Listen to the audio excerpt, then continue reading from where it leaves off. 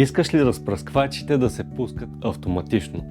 Rain Amico Pro е програматор за автоматично поливане, който се монтира в шахта и работи с различни по големина клапани.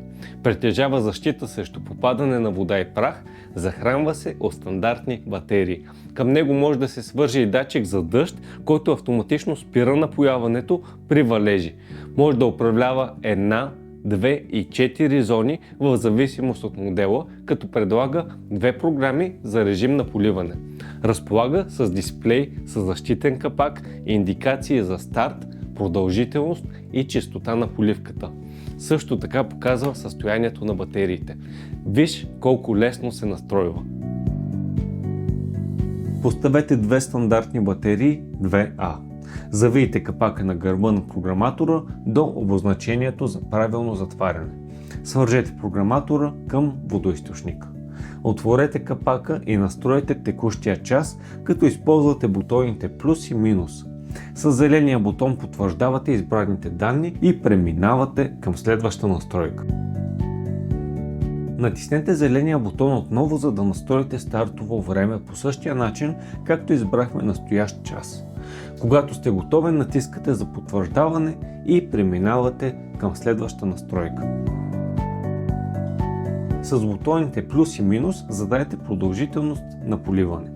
Натиснете зеления бутон, за да преминете към следващата зона.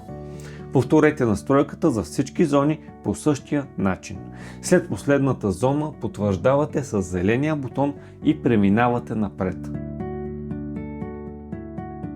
Следващата настройка е задаване на интервал между поливките.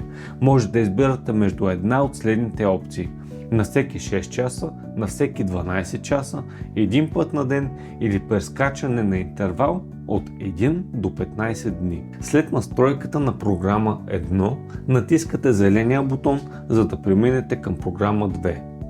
Настройвате програма 2 по същия начин. Ако ви е нужна само една програма, натиснете зеления бутон, докато не преминете през всички настройки. Изберете бутона Manual. Започвате с първа зона, като задавате продължителност с плюс и минус. Потвърждавате с зеления бутон и повтаряте процеса за всяка зона. Задържате бутона Auto Off.